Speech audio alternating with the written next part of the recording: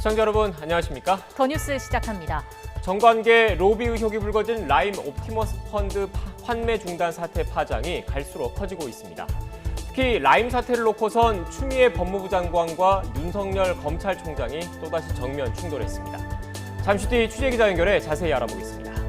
서울 등 수도권을 중심으로 전세난이 심각해지는 가운데 YTN이 지난 7월 말부터 시행된 개정주택 임대차 보호법에 대한 시민들의 의견을 물었습니다. 2명 가운데 1명 가까이는 법에 문제가 있다고 생각하는 것으로 조사됐습니다. 잠시 뒤 전문가와 함께 여론조사 결과 분석해 보겠습니다. 먼저 오늘의 주요 뉴스입니다.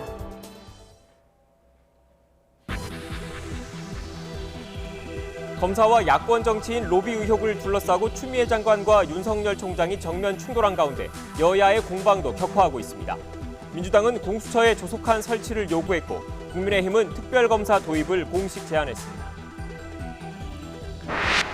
옵티머스 사태와 관련해 지난 6월 환매 중단 직전까지 김재현 대표가 NH투자증권을 상대로 로비를 시도했다는 정황이 확인됐습니다. NH투자증권 측은 로비는 물론 부실 실사 의혹을 전면 부인했습니다. 국내 코로나19 신규 확진자가 76명 발생하면서 나흘 연속 100명 미만을 기록한 가운데 오늘부터 초등학교와 중학교의 등교 인원 제한이 3분의 2로 완화됐습니다. 초등학교 1학년은 대부분의 지역에서 매일 등교하게 됩니다. 최근 일주일간 미국의 신규 확진자가 급증하면서 80여일 만에 최고 수준을 기록했습니다. 신규 확진자가 연일 최고치를 경신하는 유럽에서는 각종 봉쇄 조치에 항의하는 시위가 잇따르고 있습니다. 지난 2년간 의료용 마약을 처방받기 위해 사망자의 명의를 도용하는 사례가 150여 건에 이르는 것으로 나타났습니다. 건강보험공단과 식품의약품안전처가 조회 시스템의 허점을 방치하고 있다는 비판이 나오고 있습니다. 세입자의 권리를 강화하는 방향으로 임대차 보호법이 개정된 이후 전세난이 심각해진 가운데 YTN 여론조사 결과 다시 개정해야 한다는 의견이 48%, 일단 유지하면서 효과를 지켜봐야 한다는 의견이 38%로 나타났습니다. 이른바 채널A 강요미수 의혹 사건을 놓고 각을 세웠던 추미애 법무부 장관과 윤석열 검찰총장이 또다시 정면 충돌했습니다. 이번엔 라임 자산운용 사태가 불을 댕겼습니다. 법무부가 라임 사태 핵심 인물인 김봉현 전 스타모빌리티 대표에 대한 감찰 조사 결과를 발표한 겁니다. 핵심은 윤 총장의 편파 수사 지휘 의혹입니다. 윤 총장이 야권 정치인과 검사 비위에 대해서 구체적으로 보고받고도 여권 인사와 달리 철저히 수사하도록 지휘하지 않은 의혹이 있다는 게 법무부의 주장입니다. 검찰은 즉각 반박했습니다. 중상모략이라는 표현이 기자들에게 보낸 대검의 공식 입장문에 담긴 만큼 수위가 높았습니다. 특히나 야권 정치인 의혹은 윤 총장이 보고를 받은 뒤 철저한 수사를 지시해 현재 수사가 진행 중이라고 강조했습니다. 지난 16일 언론 보도로 알게 된 검사 비위 의혹 역시 사건 인지 이후 철저한 수사를 지시했다는 게 대검의 주장입니다. 한마디로 법무부의 발표는 사실무근이라는 겁니다. 지난 7월 채널A 강요미수 의혹 사건을 둘러싼 1차 충돌은 추 장관의 수사 지휘권 발동을 윤 총장이 사실상 받아들이는 모양새를 취하면서 일단락됐습니다. 하지만 이번엔 상황이 더 심각하다는 분석이 많습니다. 라임펀드 사태가 전국의 뜨거운 감자로 떠오른 상황에서 어느 쪽이든 큰 타격을 입을 수 있는 만큼 김봉현 전 대표의 옥중 폭로를 둘러싼 갈등의 골 깊어질 것으로 보입니다. 라임 옵티머스 사태를 둘러싼 공방은 정치권에서도 거세지고 있습니다. 오늘 국회 법제사법위원회 국정감사에서는 관련 수사를 진행하는 검찰청에 대한 집중 질의가 이어지고 있습니다. 더불어민주당 의원들은 아예 윤석열 검찰총장의 개입 가능성을 내비치면서 역공에 나섰고 국민의힘은 옵티머스 사건과 여권 인사와의 연루 의혹을 검찰이 부실 수사하고 있다고 비판했습니다. 취재기자 연결합니다. 김주영 기자. 네, 국회입니다. 네, 오늘 가장 관심이 가는 상임위원회가 법제사법위원회인데 라임 옵티머스 사건 관련 질의가 이어지고 있죠. 네, 그렇습니다. 국회 법사위는 오늘 서울중앙지검과 수도권 검찰청을 상대로 국정감사를 진행하고 있습니다. 특히 옵티머스 사건을 수사하고 있는 서울중앙지검과 라임 사건을 수사하고 있는 서울 남부지검에 관심이 집중되고 있는데요. 더불어민주당은 서울 남부지검을 집중 질의 대상으로 잡고 질의를 이어가고 있습니다. 검찰이 야권 인사, 현직 검사의 연루 의혹을 제대로 수사하지 않고 있다는 것이 핵심입니다. 민주당 김용민 의원은 이 과정에서 윤석열 검찰총장을 직접 겨냥했습니다. 윤 총장이 뽑은 검사들이 라임 사건 수사에 투입됐다는 의혹, 또 윤 총장 장모 주변 인물과 라임 사건 관계자가 겹친다는 의혹 등을 제기하며 수사가 미진한 이유가 이것이냐고 추궁했습니다. 같은 당 박범계 의원은 여기에 더해 옵티머스 사건이 커지는 데에도 윤 총장의 책임이 있다고 지적했습니다. 과거 서울중앙지검이 전파진흥원의 옵티머스 투자건을 수사해 무혐의 처리했고 이후 다른 공공기관들의 투자가 이어졌는데 당시 중앙지검장이 현 윤 총장이었다는 겁니다. 이외에도 민주당 의원들은 윤 총장이 라임 사건 관련 보고를 과거에 받았던 것 아니냐며 아니냐는 등 여러 가지 의혹을 제기했습니다. 네, 같은 법사위 국감에서 국민의힘 측은 다른 부분에 대해 공세를 펼쳤다고요.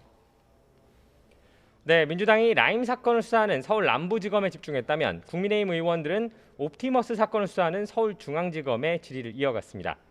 먼저 국민의힘 유상범 의원은 옵티머스 관련 문건에 등장하는 인물들, 여권 관계자의 실명을 공개하며 수사가 미진하다고 비판했습니다. 또 옵티머스 자산운용에 투자한 공공기관, 대학 등에 대한 수사는 물론 옵티머스 관계자가 연루 의혹을 제기한 여권 인사에 대한 수사도 제대로 이루어지지 않고 있다고 지적했습니다. 특히 해당 수사를 담당하는 서울중앙지검 이성윤 지검장에게 수사 의지가 전혀 없다고 꼬집기도 했습니다.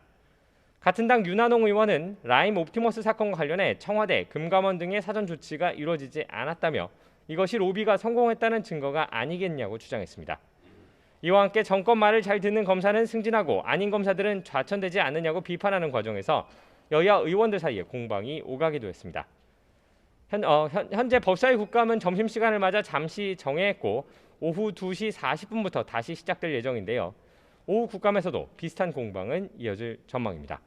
지금까지 국회에서 YTN 김주영입니다. 라임 자산운용 사태 핵심 인물이죠. 김봉현 전 스타모빌리티 대표가 검사와 야권 정치인을 상대로 한 로비 의혹을 폭로한 뒤 법무부와 검찰이 정면 충돌했습니다. 법무부는 윤석열 검찰총장이 제대로 수사하지 않았다는 의혹을 제기했고 대검찰청은 사실에 근거하지 않은 중상모략이라고 강하게 반발했습니다. 대검찰청에 나가 있는 중계차 연결하겠습니다. 조성호 기자. 네, 대검찰청입니다. 네, 법무부가 어제 윤석열 검찰총장이 라임 관련 비리 의혹을 제대로 수사하지 않았다, 이런 의혹을 제기하면서 파문이 커지고 있는 거죠. 네, 법무부는 어제 오후 2시쯤 기자단에 공지 문자 메시지를 보냈습니다.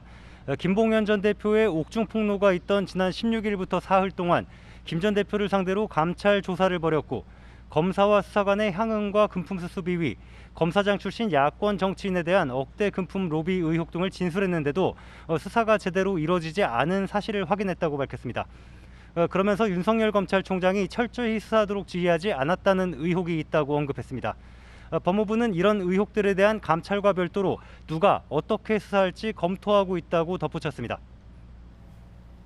법무부가 직접 윤석열 검찰총장을 지목하면서 비위 의혹을 제대로 수사하지 않았다, 이런 의혹까지 제기했는데 검찰은 즉각 반박 입장을 냈죠. 네, 법무부 입장 발표 1시간 20분쯤 뒤에 대검찰청 대변인실도 입장을 냈습니다. 윤석열 총장이 라임 사건 수사 전반, 특히 야권 관련 정치인 의혹을 보고받은 뒤 철저한 수사를 지시했던 겁니다.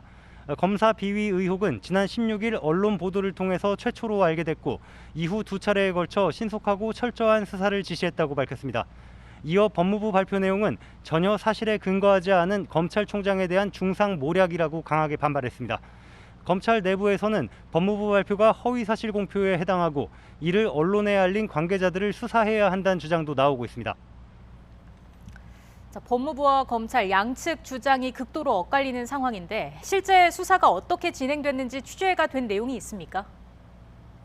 네, 검찰 수사팀은 지난 4월 말쯤 이종필 전 라임 부사장을 붙잡아 조사했는데요. 당시 이 전 부사장이 2019년 4월 우리은행에서 펀드 판매를 중단하자 우리은행장과 대학 동문이면서 야권 정치인인 검사장 출신 A 변호사에게 로비를 맡기고 법률 자문료 2억여 원을 보냈다는 진술을 확보한 것으로 전해졌습니다. 대검 측은 이런 의혹과 관련해 지난 5월 라임 수사를 맡은 서울 남부지검이 보고를 해왔고 윤석열 검찰총장에게 보고했다고 밝혔습니다. 윤 총장도 철저한 수사를 지시했고 이후 기록에 남을 만한 수사 과정이 진행되고 있다고 설명했습니다.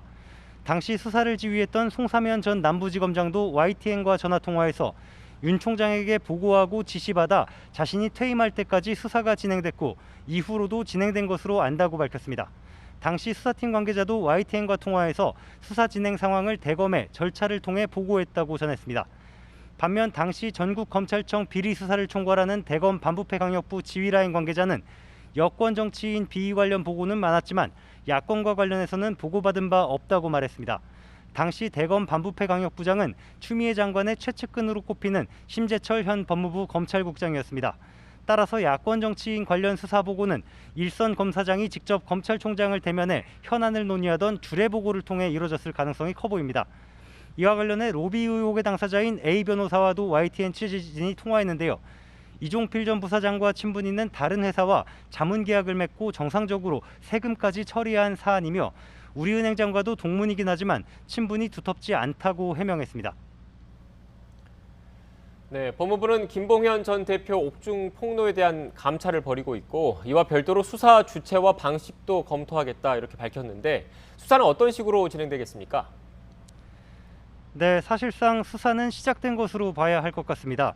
오늘 오전 국회 국정감사에서 박순철 서울 남부지검장은 법무부로부터 감찰 결과를 토대로 수사를 의뢰받았다고 밝혔습니다. 또 남부지검에 수사팀을 꾸렸다며 이른 시일에 국민적 의혹이 풀리도록 노력하겠다고 했습니다. 다만 법무부가 윤석열 총장의 책임을 언급한 것은 윤석열 총장을 수사에서 배제하기 위한 포석이란 해석도 나옵니다. 구체적으로는 윤 총장을 배제한 특별수사팀 구성, 서울 남부지검이 아닌 제3의 수사팀 구성 등이 거론되고 있습니다. 검찰총장에게 보고하지 않고 검사 비위를 수사하는 특임검사 제도가 있지만 윤 총장이 임명하면 추 장관이 제가해야 한다는 점에서 현실성이 낮다는 관측입니다. 문제는 법무부가 수사에 구체적으로 개입할 권한이 없다는 점입니다. 법무부 장관은 구체적인 사건과 관련해 검찰총장만을 지휘할 수 있기 때문입니다. 이 때문에 추 장관이 채널A 강요미수 의혹 사건에 이어 또다시 수사 지휘권을 발동할 수 있다는 관측도 나옵니다. 추 장관은 출근길 관련 질문에 아무런 답을 하지 않았습니다. 직접 보시겠습니다. 법무부의 허위사실 공표라는 의견도 있는데 어떻게 보십니까?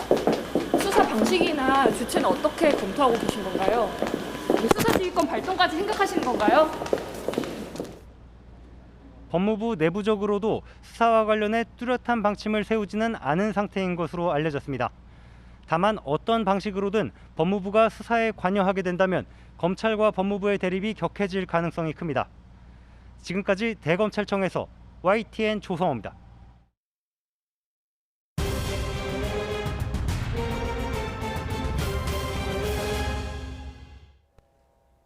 지금부터는 코로나19 관련 소식 전해드리겠습니다. 오늘부터 전국 초중고교 등교 인원이 3분의 2까지 늘었습니다. 특히 돌봄 공백이나 학업 격차가 우려되는 초등학교 1학년 학생들은 매일 학교에 나올 것으로 보입니다. 학생 수도 이전보다 2배가 늘어서 학교에서는 방역에 더 유의하고 있습니다. 현장에 나가 있는 취재기자 연결합니다. 정현우 기자.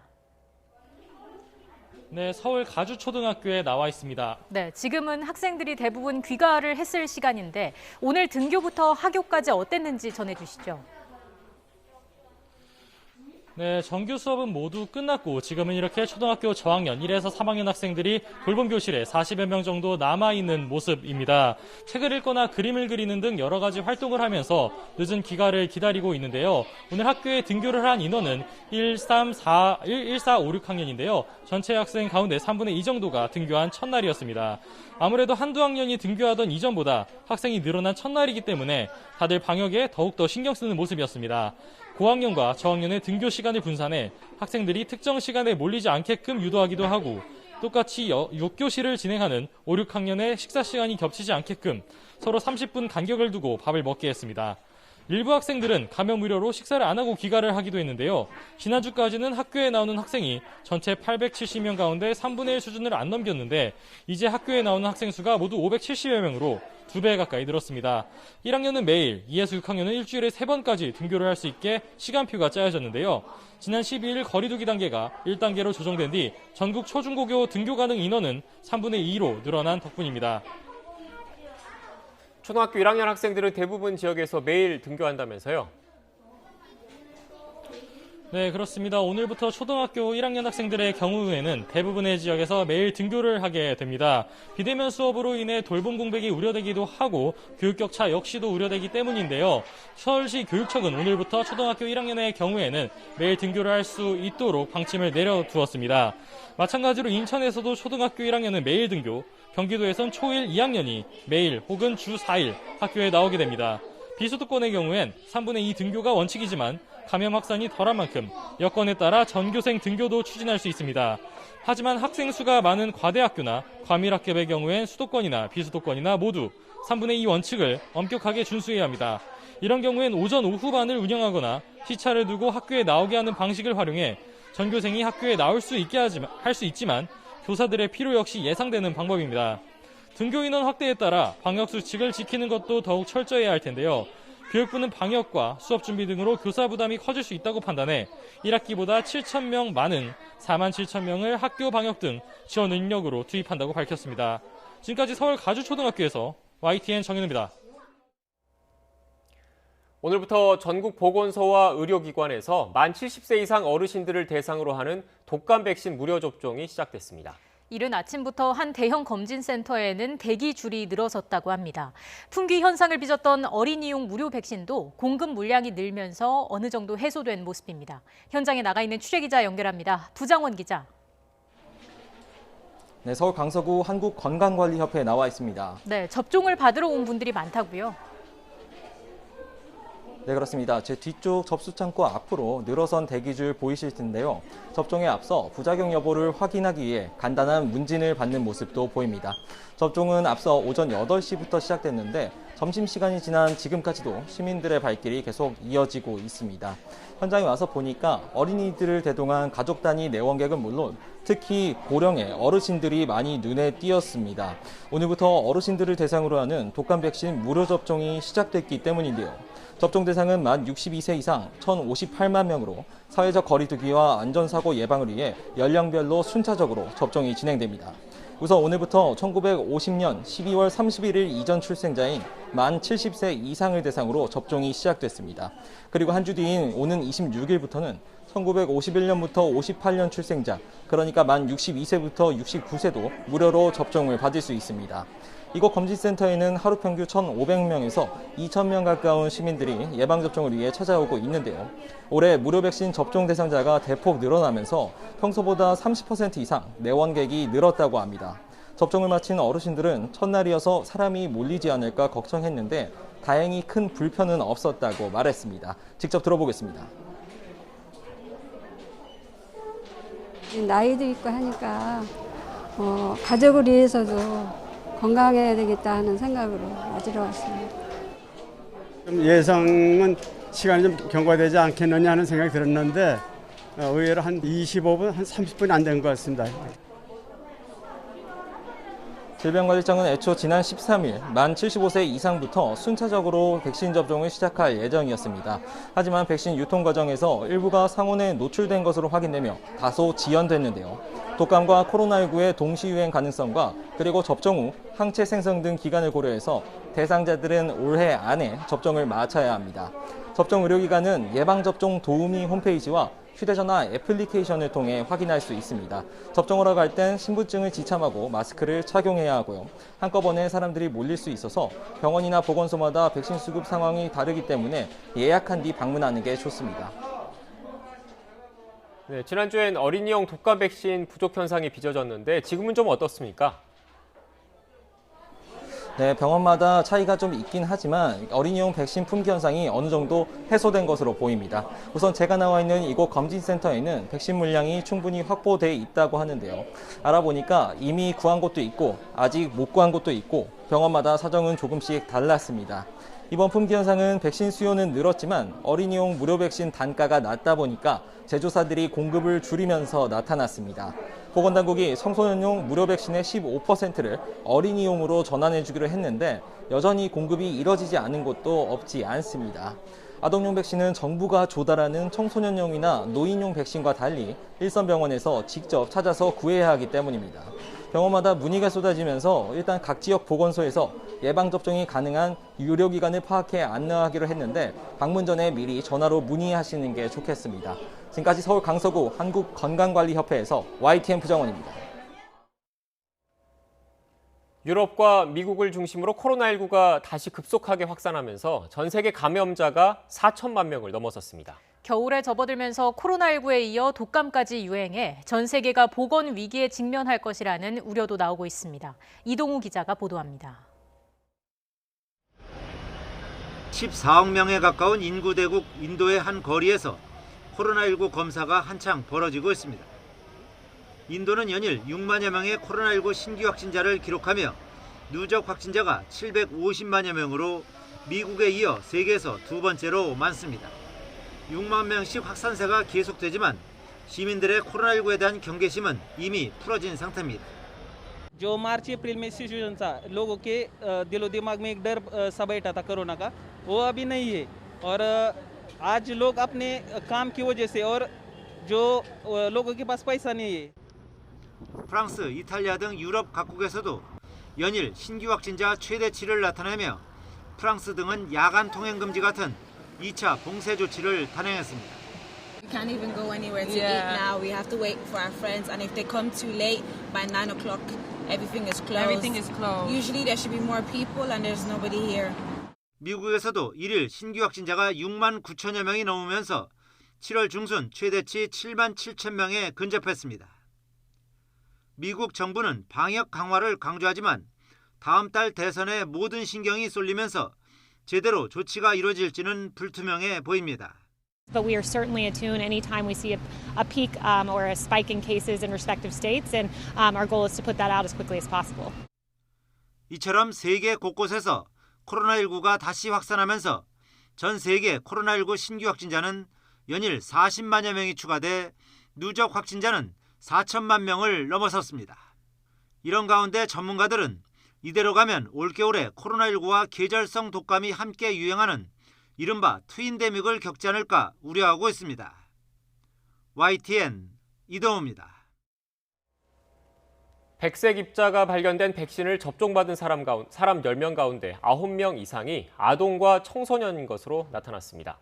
국회 보건복지위원회 소속 더불어민주당 정춘숙 의원실이 질병관리청으로부터 받은 자료를 보면 백신 입자가 발견된 독감 백신을 접종받은 사람은 지난 7일부터 9일까지 모두 6,897명이었습니다.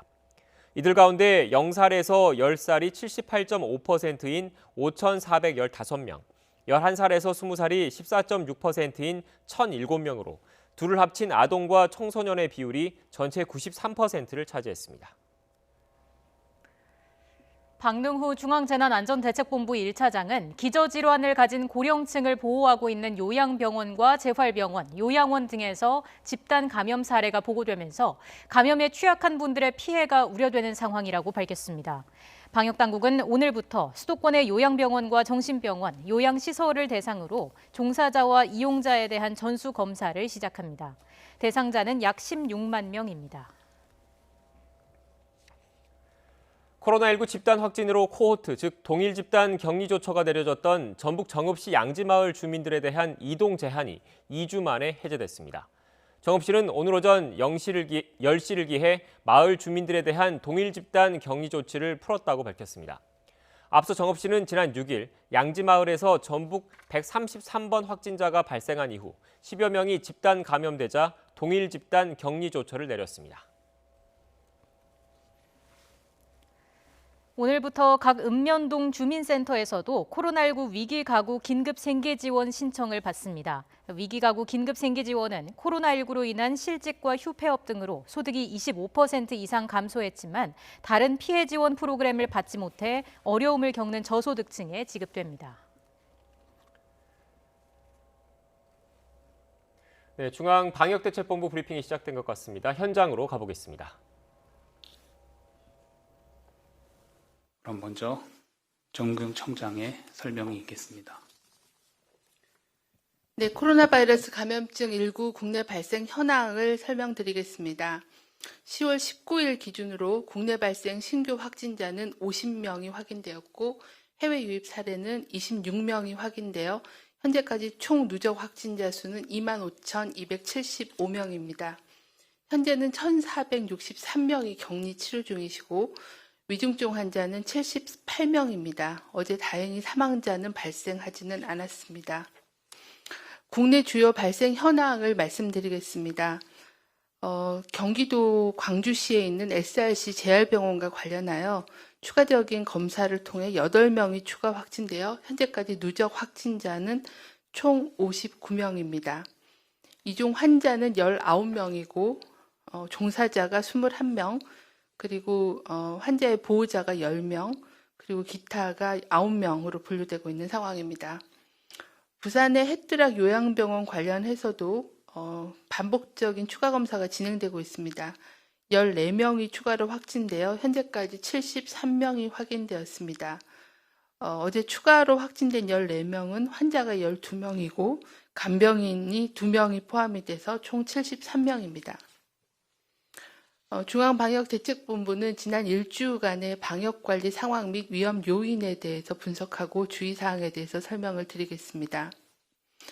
국내 발생 환자는 최근 일주간 일일 평균 62.1명으로 지난주에 비해서 약간 증가한 상황입니다. 지난 일주간 집단 발생 신규 건수는 전주 대비 11건이 감소하여 7건이 보고되었습니다. 감염 경로가 조사 중인 비율은 20% 내외를 유지하고 있으며 방역망 내 관리 비율도 80% 미만으로 분석되었습니다. 해외 유입 사례는 지난 일주간 하루 평균 18.0명이 발생해서 지난주 일일 평균 13명보다는 5명이 증가한 상황입니다. 이는 해외에서의 그 코로나19 유행이 증가하고 있는 그런 양상을 반영하고 있다라고 보고 있습니다. 최근 일주간 사망자는 13분이 발생하였습니다. 사망자분들의 연령은 80대가 8명, 70대가 3명, 60대, 50대 각 1명이었으며 기저질환이 있는 경우가 11명이고 2명은 기저질환 유무에 대해서 조사가 진행 중입니다. 여전히 연령대별 그 확진자 중에 치명률은 80대 이상은 21.1%, 70대는 7.2%, 60대는 1.2%로 70대, 80대 어르신들의 치명률이 높은 상황입니다. 최근 일주간의 감염 경로를 분석을 해보면 국내 집단 발생이 144명으로 25.7%이며 해외 유입이 126명으로 22.5%로 조금 비중이 증가하였습니다. 선행 확진자하고의 접촉이 108명, 19.3%이며 병원 및 요양병원 등 시설과 관련된 경우가 102명, 18.2명으로 증가하였습니다. 현재 조사 중인 사례는 81명, 14.4%로 약간 감소한 추세입니다. 최근 그 발생 양상에 대한 위험 요인을 분석해 보면 지난주 한 주의 그 발생 양상에서는 재활병원, 요양병원 등 감염의 취약시설에서 집단 감염이 지속 보고되고 있는 상황입니다. 두 번째로는 유럽 등 해외에서의 발생이 증가함에 따라 해외 유입 사례가 증가하고 있고 사회적 거리 두기를 1단계로 조정하면서 이 부분에 대한 위험 요인도 증가한 상황입니다. 먼저 요양병원 등 감염 취약시설의 집단 발생을 줄이기 위해서 오늘부터 서울, 경기, 인천 등 수도권 소재의 그 요양기관 등 고위험 시설의 종사자와 또 이용자를 대상으로 한 전수검사를 실시할 계획입니다. 또한 해당 시설에서는 종사자의 마스크 착용, 손 씻기, 또 증상이 있을 때는 신속하게 검사를 받아주시고 시설 내 감염 관리를 강화하는 등의 그 방역수칙 준수를 철저히 해주실 것을 거듭 당부드립니다. 최근 유럽 등 해외 발생이 증가하고 있어 국내 유입 위험성도 증가하고 있습니다.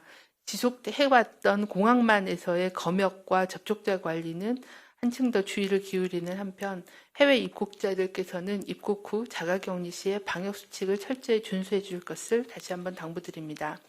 아직까지는 해외 입국자로 인한 지역사회 전파가 많지 않은 상황입니다. 거리두기 1단계 조치 이후에도 활동의 행태 변화와 또 가을철 들어서 각종 여행 등 이동이 증가할 것으로 보고 있습니다. 자발적인 방역수칙 준수를 요청을 드립니다. 거리두기 단계 조정 후에 학교 등교 수업, 또 종교시설의 대면 예배, 또 다중이용 시설의 영업 재개 등이 증가하고 있고 또 기온이 내려가면서 실내에 머무는 시간이 길어지거나 실내 활동도 증가하므로 각 시설의 관리자와 이용자는 주기적인 실내 환기와 소독, 마스크 착용, 손 씻기 등 방역 수칙을 철저히 지켜주실 것을 당부드립니다. 가을철 여행이나 또 가족, 지인들 간의 모임을 할 경우에도 방역 수칙을 반드시 준수해 주시고 특히 단체 여행은 자제하고 참석 인원을 최소화해 주시고 거리 두기, 마스크 착용 등의 기본적인 방역 수칙을 지켜주실 것을 요청을 드립니다. 다음으로는 지난주 인플루엔자 발생 동향에 대해서 설명을 드리겠습니다. 지난주 41주차 날짜로 따지면 10월 4일에서 10월 10일까지의 인플루엔자를 감시한 결과 인플루엔자 의사 환자의 분율은 외래 환자 1000명당 1.2명으로 지난 40주보다는 약간 감소하였고 예년 수준보다도 낮은 수준이며 아직까지는 유행 기준보다는 낮은 수준입니다. 바이러스에 대한 감시 결과는 의원급 의료기관 52개소를 기본으로 하는 표본감시 의료기관에서는 아직까지는 바이러스가 검출되지는 않았지만 국내 전문 검사 의료기관에 의뢰된 호흡기 검체 중에서는 인플루엔자 바이러스 검출률이 0.4%였습니다. 지난주 1.9%보다는 일부 감소하였고 총 2285건 검사 중에 10건 정도가 인플루엔자가 양성으로 확인이 되었으며 A형 바이러스와 B형 바이러스가 동일하게 검출되고 있는 상황입니다. 저희는 인플루엔자 발생 정보를 인플루엔자 표본감시 결과를 질병관리청 홈페이지를 통해서 매주 게시하고 있는 상황입니다. 인플루엔자가 유행했던 그 시기가 보통 작년과 재작년에는 11월 중순경이었기 때문에 11월이 다가오는 만큼 인플루엔자 예방을 위해서 예방접종을 받고 또 손 씻기, 기침예절 등 호흡기 감염병 예방 수칙, 코로나19 감염병 예방 수칙을 철저히 준수하실 경우에는 코로나19뿐만이 아니라 인플루엔자 등 많은 호흡기 감염병을 예방할 수 있을 걸로 판단을 하고 있습니다. 사회적 거리두기를 1단계로 전환하고 일주일이 지났습니다. 지난 한 주일간은 말씀드린 대로 국내 감염 규모는 일평균 60명 수준입니다. 그동안에 노력해 주신 그런 결과로 지금의 통제되는 상황들을 유지하고 있고 앞으로 동절기에도 이러한 억제된 상황을 유지하는 것이 매우 중요합니다. 하지만 거리두기 1단계 조정에 따라서 재개한 시설, 장소 내에서의 집단 감염의 발생에 주의를 할 필요가 있습니다. 오늘부터 전국 유치원과 학교 등교 인원이 확대되고 지난주부터는 종교시설의 대면 예배도 확대되고 뷔페, 클럽, 주점 같은 고위험 시설도 방역 수칙을 준수하는 전제하에 영업을 재개한 상황입니다. 그동안 다중이용 시설의 유행이 억제된 것은 어려움을 감수하고 거리두기에 참여해준 덕분이며 사람 간 접촉이 늘어난 만큼 언제든 새로운 집단 감염이 발생할 수 있는 상황입니다. 재개장되거나 운영이 확대된 시설을 다시 폐쇄하지 않고 유지하려면 이용자와 관리자가 책임 있는 방역수칙 준수가 절대적으로 필요합니다. 정부에서는 각종 규제와 관리를 강화하고 있지만 그것만으로는 우리의 일상을 지키기에는 한계가 있습니다. 각종 시설의 이용자와 또 관리자께서는 방역수칙 준수를 통해서 지금의 1단계 일상생활을 지속 유지할 수 있도록 적극적인 협조와 자발적인 참여를 거듭 요청을 드립니다. 일상과 방역이 조화를 이룰 수 있도록 마스크 착용, 손 씻기, 2m 거리두기, 소독과 환기 등 기본적인 코로나19 예방 수칙을 준수하여 안전하고 건강한 한 주일이 되시기를 당부를 드립니다. 방역 당국도 환자에 대한 감시와 검사, 자가격리자에 대한 관리 등 방역 대응에도 최선을 다하겠습니다. 인플루엔자 관련된 내용도 같이 설명 부탁드리겠습니다. 네, 인플루엔자 관련된 백신 수급 및 접종 상황에 대해서도 같이 설명드리도록 하겠습니다. 오늘부터 어르신 국가예방접종 사업이 시행됨에 따라서 2020년, 2021년 절기에 인플루엔자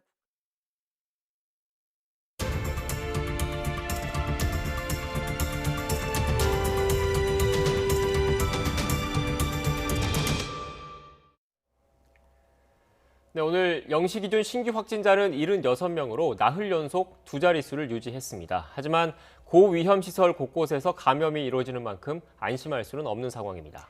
이런 가운데 서울시가 일반 시민을 대상으로 하는 선제검사에서 감염자 3명이 추가로 발견됐습니다. 관련 내용 전문가와 함께 짚어보겠습니다. 유병욱 순천향대 서울병원 가정의학과 교수 나오셨습니다. 어서 오십시오. 네, 안녕하세요.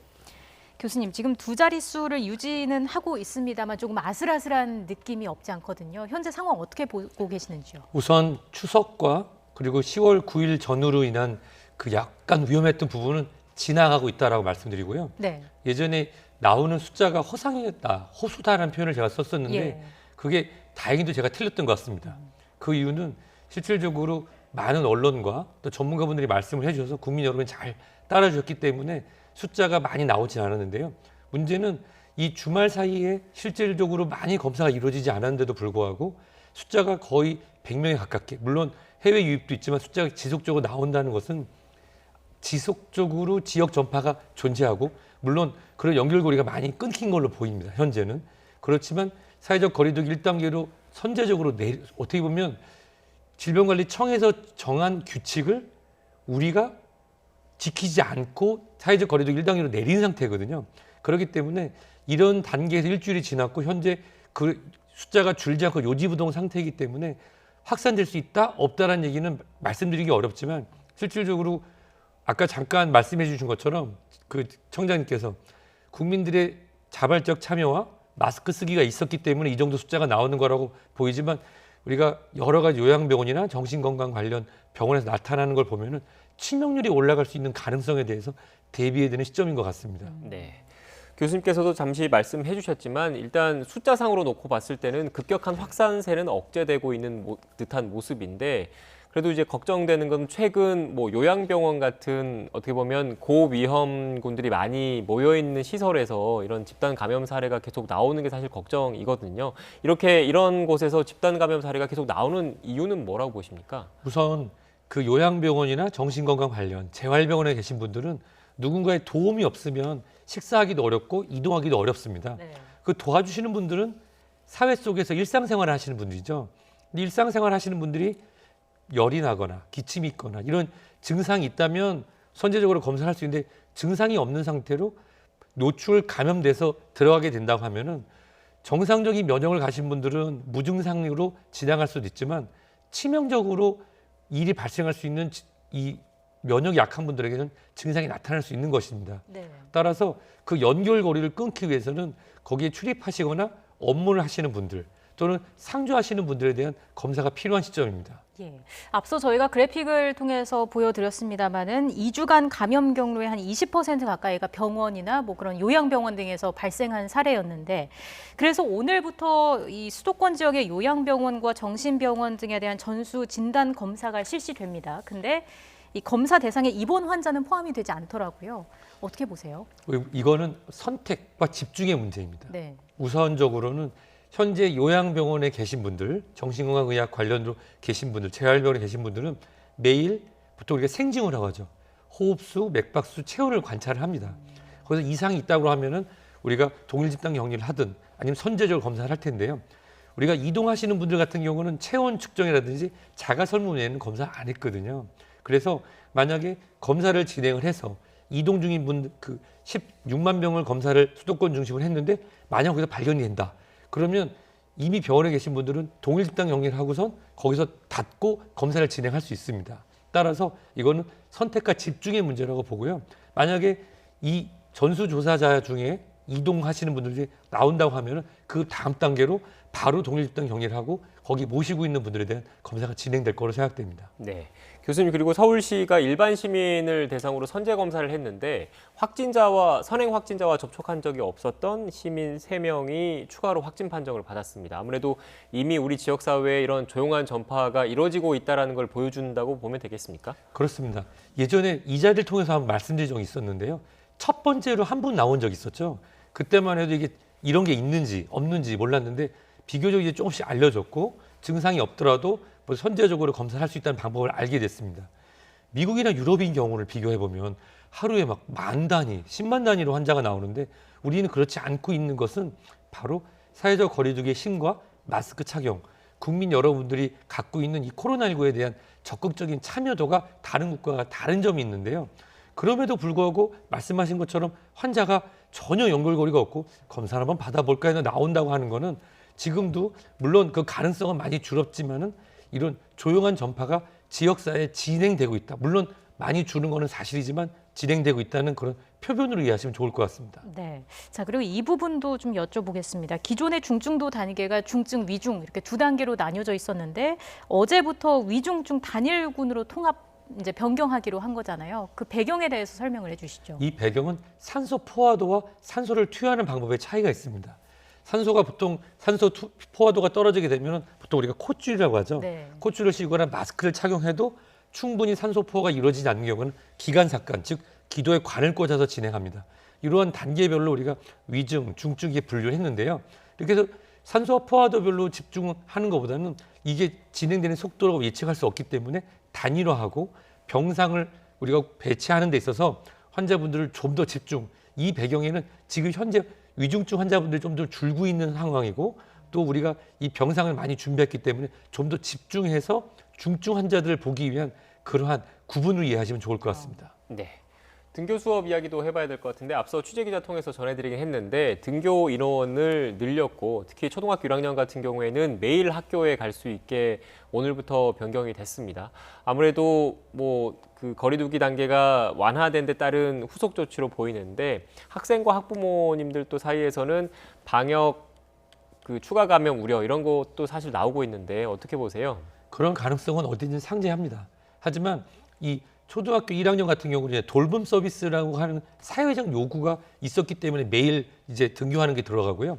나머지 서울 수도권 같은 경우는 3분의 2로 제한되고 그 외의 지역 같은 경우는 사회적 상황을 봐서 이런 교육 격차를 줄이기 위해서 전원이 다 등교할 수 있게 나와 있습니다. 예. 저는 늘 말씀드리고 제가 3명의 아이의 학부모로 이런 말씀을 드리고 싶습니다.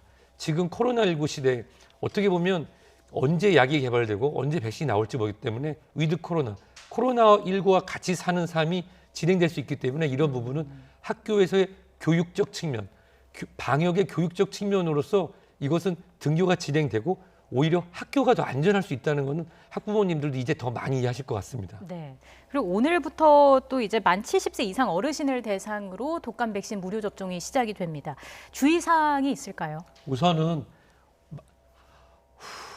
한숨 쉬시고 템포를 좀 낮춰주셨으면 좋겠습니다. 약이 부족하다, 네. 큰일 났다, 지금 안 맞으면 난리 난다. 그게 아니라 실제로 예방접종 도우미 사이트가 있습니다. 녹색창과 같은 이런 포털 사이트에 우리가 검색을 해보면 근처에 갈 수 있는 곳을 확인할 수 있고요. 예약제로 가시면 되고 본인이 마치 호흡기 증상이나 발열이 있다고 하면 조금 기다렸다가 가셔도 괜찮고요. 10월 말 11월 초까지도 조금 여유를 두고 예방접종을 진행하셨으면 하는 게 그러니까 한숨 쉬시고 오늘 당장 안 가면 큰일 나는 게 아니니까요. 한 템포, 한 발짝 늦춰서 가셨으면 하는 게 제 마음입니다. 네, 교수님 지금 뉴스 속보 조금 전 들어온 소식이 화면 하단 자막으로 나가고 있는데 앞서 중앙방역대책본부 브리핑을 전해드렸고 지금 질의응답이 진행 중인 것 같은데요. 정은경 질병관리청장의 발언이 나왔습니다.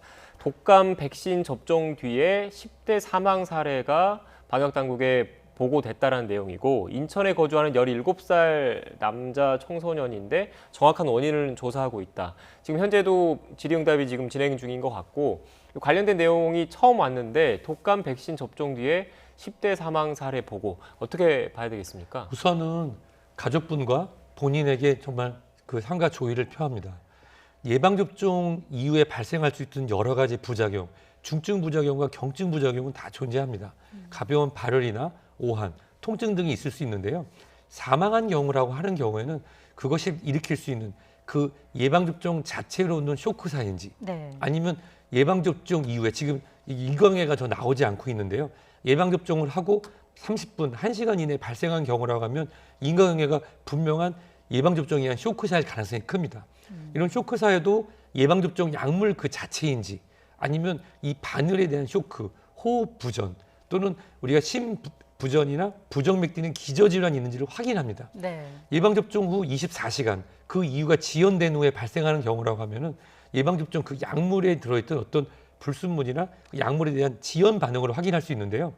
우선적으로 지금 올해 그러니까 1950년 12월 31일 이전 출생이 오늘부터 예방접종이 진행되는데 지금 같은 소식이 전해졌다고 해서 우리가 예방접종이 미뤄지는 거는 안 된다고 말씀드리고 싶고요. 예. 우선적으로는 청소년들의 예방접종은 한 2, 3일 정도 지켜보고 왜냐하면 이것이 지금 각 나이별로 분류가 돼서 공급이 되고 있지 않습니까? 예. 그렇다고 하면은 청소년들 초등학교, 그러니까 중학교 1학년부터 고3 학생들에게 지금 진행되는 부분 같은 경우는 아무래도 2, 3일 정도는 좀 미뤄서 진행하지만 오늘부터 진행되는 만 70세 이상인 경우에는 진행을 그대로 하시는 게 좋다고 생각됩니다. 네, 교수님께서 말씀하신 대로 지금 관련된 내용이 조금 전 들어왔기 때문에 정확한 인과관계 원인은 조사를 해봐야 될 것 같습니다. 네, 관련된 내용은 추가로 들어오게 되면 자세히 전해드리겠습니다. 자, 교수님, 방역 당국에 따르면 국산 치료제는 연내, 국산 백신은 내년 내에 허가를 하는 걸 목표라고 밝혔는데 이거 현재 상황이 어떤지 간략하게 정리를 해주실까요? 우선 치료제와 백신 두 가지가 있는데요.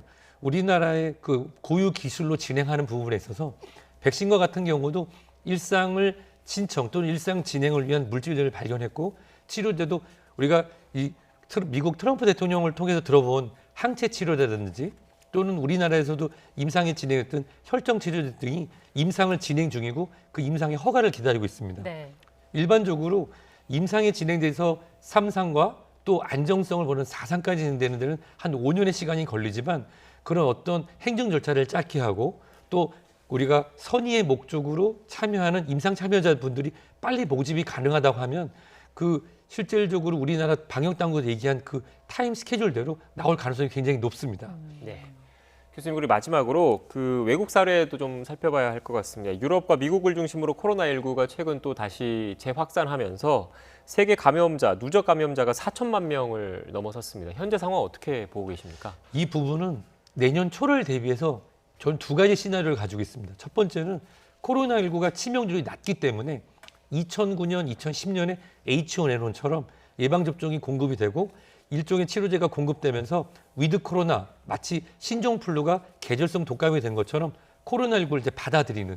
왜냐하면 유럽과 또 일부 국가에서는 코로나19에 대해서 방역을 어느 정도 놓고 자연적으로 기다리고 있습니다. 하지만 우리나라 같은 경우는 이 방역의 지침이 현재 확진자 수를 지속적으로 안정화시키고 치명률을 낮추기 위한 최상의 서비스를 하는 방면이 있지 않습니까? 네. 따라서 앞으로 해외 유입의 그런 사례를 줄이기 위해서 왜냐하면 국내에서 코로나19의 그런 유행이 어느 정도 가라앉는다고 하면은 감염자 수가 줄 거라 보거든요.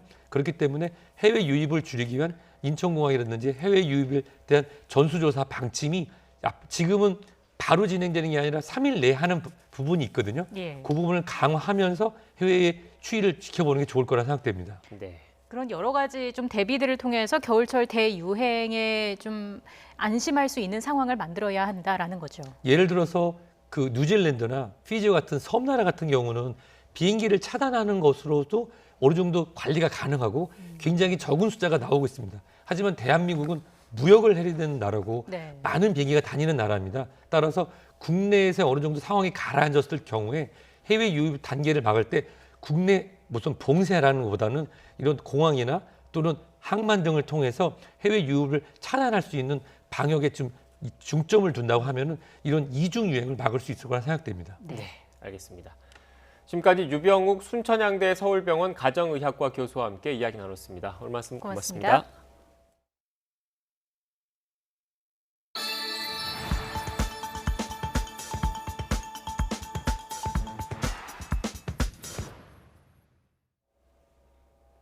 맑고 선선한 가을 날씨가 이어지고 있습니다. 하지만 점차 중국발 스모그가 유입되면서 밤사이 중서부 지역을 중심으로 대기질이 탁해질 전망입니다. 날씨 알아보겠습니다. 권혜인 캐스터. 네, 평화의 공원에 나와 있습니다. 네, 오늘도 완연한 가을 날씨라고요. 네, 오늘도 맑고 파란 가을 하늘이 드러나면서 완연한 가을 날씨 느끼기 좋습니다. 머리 위로 따스한 햇볕이 내리쬐면서 현재 서울 기온 20.8도로 아침보다 기온이 10도가량 크게 올랐습니다. 하지만 퇴근길에는 금세 쌀쌀해질 것으로 보이니까요. 옷차림과 면역력 관리에 신경 써주셔야겠습니다. 현재 전국적으로 맑은 하늘 드러나 있습니다. 또 미세먼지 농도, 대부분 지역이 보통순 보이면서 대기질도 무난합니다. 하지만 점차 중국발 스모그가 유입되면서 대기질이 탁해지겠습니다. 밤 사이에는 중서부 지역의 미세먼지 농도가 나쁨 수준까지 치솟겠고요. 내일은 오늘보다 대기질이 더 악화할 가능성이 있습니다. 호흡기 관리 잘해주셔야겠습니다. 대기질은 탁하지만 내일도 하늘 자체는 맑겠습니다. 아침 기온은 서울이 10도, 대전 7도, 부산은 13도로 제법 쌀쌀하겠습니다. 낮 동안 기온이 20도를 웃돌며 선선하겠습니다. 서울과 대전이 22도, 광주와 대구는 23도로 오늘과 비슷하거나 조금 높겠습니다. 이번 주 목요일에는 중북부와 경남 지방에 가을비가 오겠고요. 비가 그친 뒤 금요일에는 서울 아침 기온이 6도까지 떨어지면서 올 가을 들어 가장 쌀쌀하겠습니다. 비가 내리기 전까지 맑은 날씨가 이어지면서 대기가 점차 건조해지겠습니다. 산불 등 화재 예방에 신경 써주시기 바랍니다. 지금까지 평화의 공원에서 YTN 권혜인입니다. 라임 사태와 관련한 검사와 야권 정치인 상대 로비 의혹을 둘러싸고 추미애 장관과 윤석열 총장이 정면 충돌한 가운데 여야의 공방도 격화하고 있습니다. 민주당은 공수처의 조속한 설치를 요구했고 국민의힘은 특별검사 도입을 공식 제안했습니다. 옵티머스 사태와 관련해 지난 6월 환매 중단 직전까지 김재현 대표가 NH투자증권을 상대로 로비를 시도했다는 정황이 확인됐습니다. NH투자증권 측은 로비는 물론 부실 실사 의혹을 전면 부인했습니다. 국내 코로나19 신규 확진자가 76명 발생하면서 나흘 연속 100명 미만을 기록한 가운데 오늘부터 초등학교와 중학교 등교 인원 제한이 3분의 2로 완화됐습니다. 초등학교 1학년은 대부분의 지역에서 매일 등교하게 됩니다. 최근 일주일간 미국의 신규 확진자가 급증하면서 80여일 만에 최고 수준을 기록했습니다. 신규 확진자가 연일 최고치를 경신하는 유럽에서는 각종 봉쇄 조치에 항의하는 시위가 잇따르고 있습니다. 지난 2년간 의료용 마약을 처방받기 위해 사망자의 명의를 도용하는 사례가 150여 건에 이르는 것으로 나타났습니다. 건강보험공단과 식품의약품안전처가 조회 시스템의 허점을 방치하고 있다는 비판이 나오고 있습니다. 세입자의 권리를 강화하는 방향으로 임대차 보호법이 개정된 이후 전세난이 심각해진 가운데 YTN 여론조사 결과 다시 개정해야 한다는 의견이 48%, 일단 유지하면서 효과를 지켜봐야 한다는 의견이 38%로 나타났습니다. 더 뉴스 이어가겠습니다. 검찰은 옵티머스 관계자들로부터 판매사인 NH증권이 실사를 제대로 진행하지 않았었다는 취지의 진술을 확보했습니다. 수사를 확대하고 있습니다. 옵티머스 김재현 대표는 환매 중단 사태 직전에도 주변의 NH증권 측이 문제를 해결하자고 했다며 협상을 시도하려 한 정황이 포착됐습니다. 이경국 기자입니다. 라임 펀드 사태 등이 불거진 후 지난 4월 NH증권은 옵티머스 자산운용에 대해 실사를 진행합니다. 펀드 설정액이 수천억 원대에 이르는 만큼 판매사가 직접 운용에 문제가 없는지 확인한 건데 이후에도 펀드는 3주간 불티나게 팔려나갔습니다. 김재현 대표는 실사 이후 주변의 NH증권이 펀드를 더 팔고 싶어 안달이 났다고 말한 것으로 전해졌습니다. 이사인 윤석호 변호사에겐 정영채 NH증권 대표에게 약을 쳐놨다고도 말했습니다. 대규모 환매 중단 사태 직전인 6월 초, NH증권은 두 번째 실사를 진행했지만 역시 문제점을 찾진 못했습니다. 옵티머스 관계자들은 문서 위조 사실이 들통날까 긴장했다면서도 실사가 대충 진행된다는 느낌이었다고 증언했습니다. 특히 이사인 윤 변호사는 전화 한두 통만 하면 자료가 허위임을 알았을 텐데도 그냥 넘어갔다고 검찰에 진술했습니다. 수상한 점은 김 대표와 윤 변호사 사이의 대화에서도 확인됩니다. 2차 실사 이후인 6월 15일, 김 대표는 NH증권 쪽이 난리가 났다며 윤 변호사에게 곧 문제가 터질 거라고 말합니다. 하지만 이내 정영채 대표와 협상을 할 거라면서 NH증권 측이 해결하겠다는 뜻을 보인 만큼 기회가 있을 거라는 말까지 꺼냅니다. 물론 이 같은 내용이 김 대표의 일방적인 주장일 가능성도 있습니다. NH증권 측은 실사 당시 펀드 명세서와 매출채권 양수도 계약서 등 관련 서류를 꼼꼼히 확인했지만 서류들이 모두 똑같이 위조돼 문제 상황을 파악하기 어려웠다고 해명했습니다. 이후 수탁사인 하나은행에도 채권이 실제 존재하는지 정상적으로 투자가 이뤄졌는지 문의했지만 답을 받지 못했었다고 덧붙였습니다. 하지만 정영채 대표가 군인공제회 이사장 출신인 옵티머스 고문 김모 씨를 통해 김재현 대표를 소개받은 데다 정영재 전 옵티머스 대체투자 대표가 둘을 연결해줬다는 진술까지 나온 만큼 모종의 거래가 있었던 것 아니냐는 의혹도 끊이지 않고 있습니다. 검찰은 일단 당시 실사에 참여했던 NH증권 실무진들을 상대로 한 소환을 시작으로 관련 의혹을 자세히 조사할 방침입니다. YTN 이경국입니다. 박순철 서울 남부지검장은 김봉현 전 스타모빌리티 회장의 옥중 입장문에서 주장한 각종 의혹과 관련해 올해 8월 말쯤 대검찰청에 야당 정치인 부분에 대해 보고했고 관련 수사가 진행 중이었다고 밝혔습니다. 박 지검장은 오늘 국회에서 열린 서울고검 등에 대한 법제사법위원회 국정감사에서 검찰총장이나 대검의 지휘를 받았느냐는 더불어민주당 김종민 의원의 질문에 이같이 답했습니다. 반면 김 전 회장이 주장한 검사 비리와 관련해선 발표가 되고 나서 알았다며 당혹스럽다는 입장을 밝혔습니다. 강기정 전 청와대 정무수석이 라임 사태의 핵심 인물인 김봉현 전 스타모빌리티 회장의 옥중 입장문에 등장한 검사와 변호사를 고발했습니다. 강 전 수석은 오늘 서울 남부지방검찰청에 고발장을 제출하며 옥중 입장문에 등장한 신원 불상의 검사와 변호사가 각각 직권남용과 변호사법을 위반했다고 주장했습니다. 강 전 수석은 옥중 입장문을 보니 이 사건은 전현직 검사들의 음모에 의한 검찰 게이트고 자신은 그 피해자라며 철저한 수사를 통해 진실을 밝혀달라고 촉구했습니다. 최근 자택에서 숨진 채 발견된 30대 택배기사와 관련해 노조가 사망 원인이 과로로 추정된다며 대책 마련을 촉구했습니다. 전국택배연대 노동조합은 오늘 서울 중구 한진택배 본사 앞에서 기자회견을 열고 한진택배 동대문지사 신정능 대리점 기사 36살 김모 씨가 숨진 건 과로 때문이라고 주장했습니다. 노조는 SNS 메시지 등을 통해 김 씨가 새벽까지 일하면서 한숨도 못 자고 물건을 정리해야 한다는 등 그동안 과로를 호소해왔다고 강조했습니다. 앞서 김 씨는 지난 12일 자신의 집에서 숨진 채 발견됐습니다. 택배기사 사망사고와 관련해 정부는 주요 택배사를 긴급 점검하기로 했습니다. 이재갑 고용노동부 장관은 고용노동 위기 대응 태스크포스 회의에서 CJ 대한통운, 한진택배 등 주요 택배사의 서브터미널 40개소 등을 대상으로 오는 21일부터 긴급 점검을 하겠다고 밝혔습니다. 이 장관의 발언을 직접 들어보시겠습니다. CJ 대한통운, 한진택배 등의 주요 서브터미널 40개소와 대리점 400개소를 대상으로 금주부터 과로 등 건강장애 예방을 위한 안전보건조치 긴급점검을 실시하겠습니다.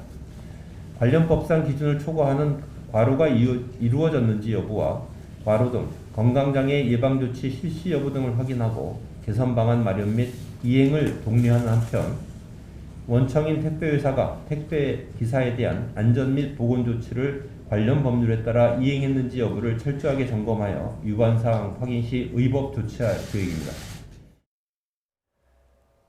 감사원이 이르면 오늘 월성 1호기 조기 폐쇄 결정이 옳았는지에 대한 감사 결과를 최종 보고서를 의결합니다. 감사원은 지난주 5차례 감사위원회 회의에도 결론을 내리지 못해 오늘 다시 회의를 열기로 했고 여기서 의결이 이뤄질 경우 내일쯤 결과를 발표할 것으로 보입니다. 감사 결과에 따라 현 정부의 탈원전 정책에 큰 제동이 걸릴 수도 있어서 정치적으로 파장도 예상되고 있습니다.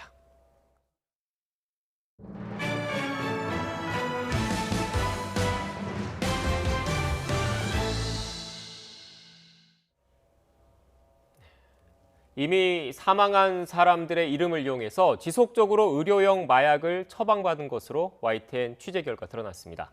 그렇다면 실제 처방받은 사람들은 누구일까요?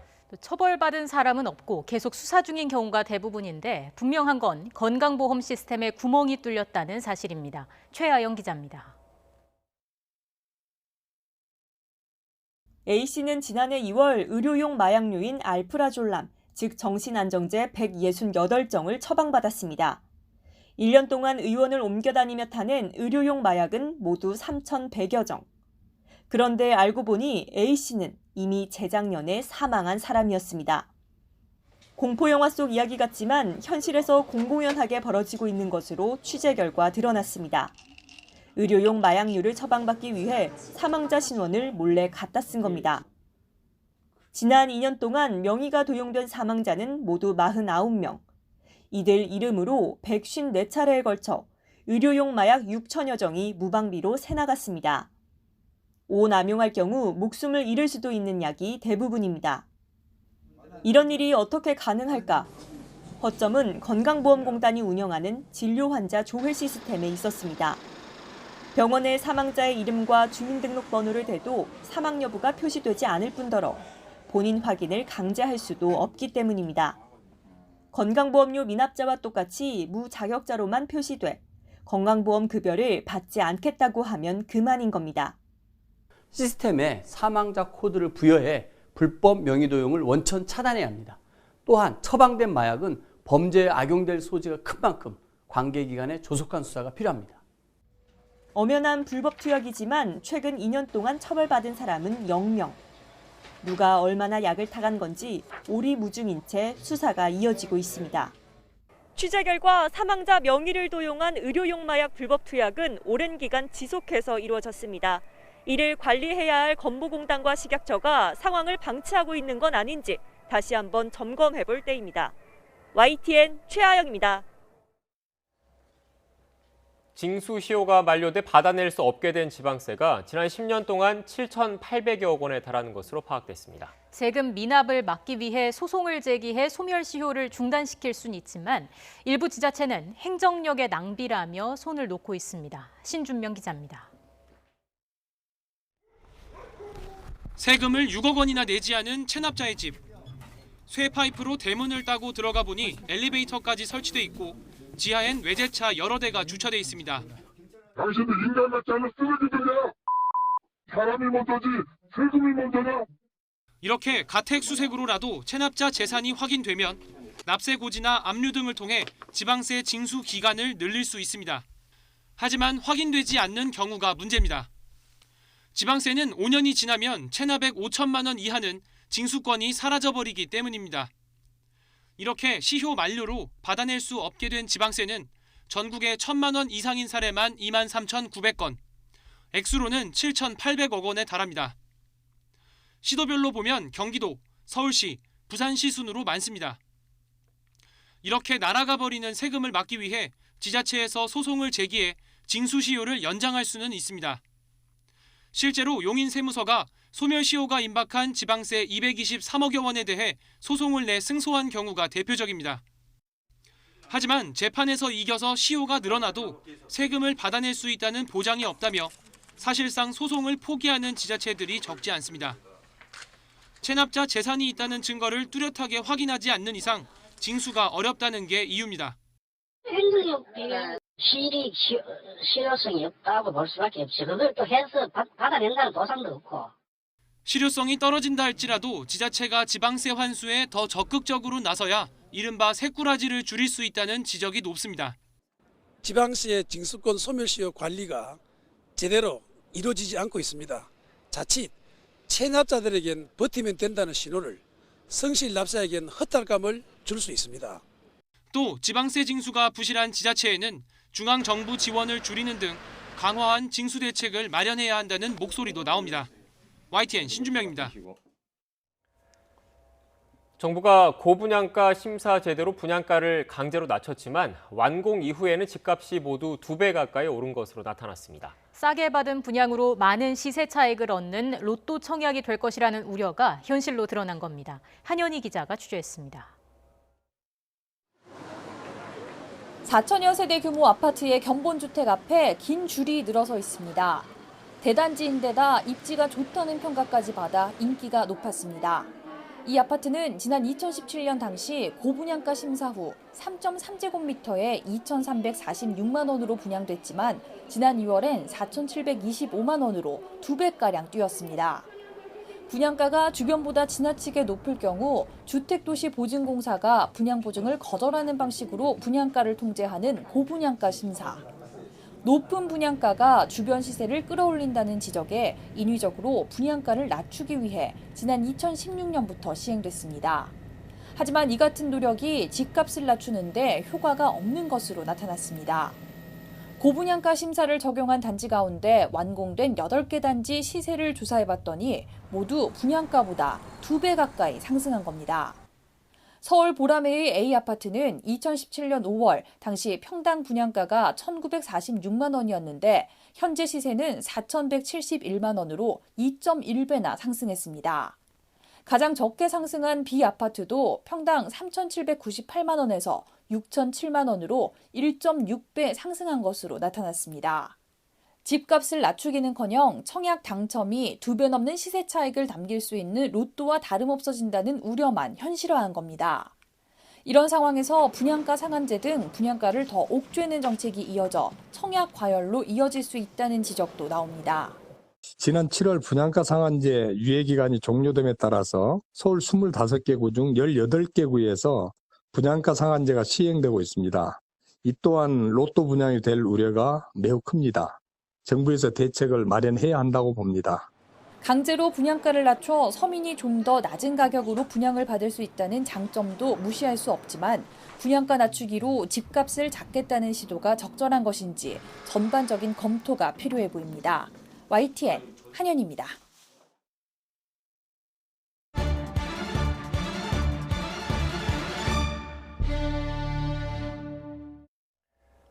지난 7월 31일 세입자의 주거 연소권을 강화한 임대차 보호법 개정안이 시행된 뒤 전세를 구하는 것도 집을 파는 것도 어려워지는 부작용이 커지고 있습니다. 임대주택 사업자들은 이 법이 국민의 재산권과 거주 이전의 자유 등을 침해했다면서 오늘 헌법 소원을 내기도 했습니다. YTN이 리얼미터에 의뢰해 국민의 생각을 물었습니다. 절반에 가까운 48%가 임대차 보호법을 다시 고쳐야 한다고 응답했습니다. 이택수 리얼미터 대표, 윤희웅 오피니언 라이브 여론분석센터장과 자세히 짚어보겠습니다. 어서 오십시오. 네, 안녕하세요. 안녕하세요. 임대차 보호법 개정안이 지난 7월 31일부터 시행돼서 그 이후에 여러 가지 말들이 나오고 있는데 여론조사, 현안조사 결과 설명을 좀 해주시죠. 네, 임대차 3법이 시행된 지 이제 3개월 됐고요. 그런 가운데 수도권 아파트 전셋값은 62주, 그리고 이제 서울은 68주 연속 상승했다는 소식이 전해졌습니다. 그러다 보니까 임대차 3법에 대한 재개정 여론이 좀 높게 나타났는데요. 48.1%의 재개정 의견, 그리고 현행 유지 의견은 38.3%, 대략 5대4 정도로 재개정 여론이 높게 나타났습니다. 물론 이제 계약갱신 가구들에 대해서는 별도 확정 일자가 이제 필요 없는 부분 때문에 통계 안 잡히는 가구도 있다고는 하는데 네. 그래도 워낙 지금 전세 구하기가 어렵고 전세값이 지금 올라가다 보니까 부정적인 여론이 많아지고 그러다 보니까 재개정 여론이 한 10%포인트 높게 나타났는데요. 조사 결과는 이제 전세 수요 여부라든지 아니면 또 정치권의 이제 그 정치에 대한 관여도가 이제 높고 낮음에 따라서 계층별로 좀 다른 결과가 나타났습니다. 네, 조사 결과를 좀 세부적으로 짚어보겠습니다. 먼저 지역별 결과를 보면은 아무래도 부동산 문제가 가장 심각한 서울에서 네. 이제 재개정하자라는 의견이 54.6%로 높았고 이게 현행 유지하자는 의견과의 격차도 가장 컸더라고요. 네, 맞습니다.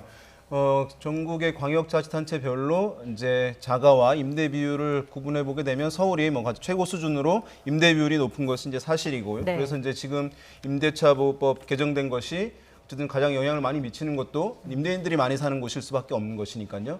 지금 서울 말씀하신 대로 서울에서 가장 이제 재개정 여론이 상당히 이제 높은 편이고 높은 수준이고 현행 유지는 이제 가장 낮은 수준. 그래서 격차가 이제 다른 지역에 비해서 훨씬 더 이제 큰 상황이라고 할 수 있겠고요.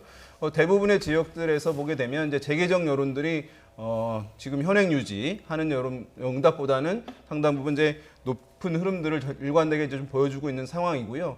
특별히 이제 눈에 띄는 것은 이제 대전, 세종, 충청이 이제 다른 지역과 다르게 재개정보다는 이제 현행 유지 여론이 다소간 높은 그 흐름들을 이제 보여주고 있는 상황인데요. 네. 좀 세부적인 원인들을 보자고 한다면 사실은 추가적으로 이 지역만을 대상으로 추가적인 이제 좀 조사가 필요하다고 보긴 할 텐데 지금 만약에 세종을 중심으로 이루어졌다고 한다면 세종시 같은 경우에 전세 물량 등이 이제 많긴 합니다만은 매매가 대비 전세 비용이 다른 지역에 비해서 이제 가장 높은 곳이 세종이라고 이제 알려져 있는 그런 상황이거든요. 그런 면에서 세입자들 같은 경우에는 어쨌든 지금 이 개정된 임대차 보호법이 도움을 받는 측면들이 있으니까 아마 그것이 다소간 이제 반영됐을 가능성은 있어 보이는데 아마 그럼에도 불구하고 만약에 충청권 지역의 특이한 여론인지 여부를 명확하게 알려고 한다면 추가적인 좀 파악이 필요한 부분도 있다고 생각됩니다. 네. 연령별로 보면 60대 이상에서 재개정 의견이 많은 것으로 나왔는데 이유가 있겠습니까? 아무래도 60대 응답자들은 이제 임차인보다는 임대인이 비율적으로 높을 것 같고요. 그러다 보니까 조금 더 재개정 의견이 높게 나타났을 가능성이 있고요. 또 50대 이하 응답자 같은 경우는 아무래도 또 임차인 비율이 높겠죠. 그리고 현 정부라든지 또 민주당 지지율이 높은 계층이다 보니까 이런 특히 이제 3040 중심으로 한 50대 이하 계층에서는 재개정과 현행 유지 응답 차이가 크지는 않은 것으로 나타났고요. 네. 70대 이상 같은 경우는 자가 이전 비율이 이제 높지는 않죠. 상대적으로 이제 한번 이사를 가면 이제 계속적으로 사시는 분들이 70대 이상 응답자들 중에는 상대적으로 많기 때문에 이분들 중에는 잘 모르겠다는 응답이 30% 가까이 상대적으로 좀 높게 나타났고 나머지 응답은 팽팽한 것으로 나타났습니다. 네. 자, 그리고 이번 사안과 관련해서도 지지 정당별이나 정치 성향별로도 크게 좀 엇갈렸죠. 예, 맞습니다. 이제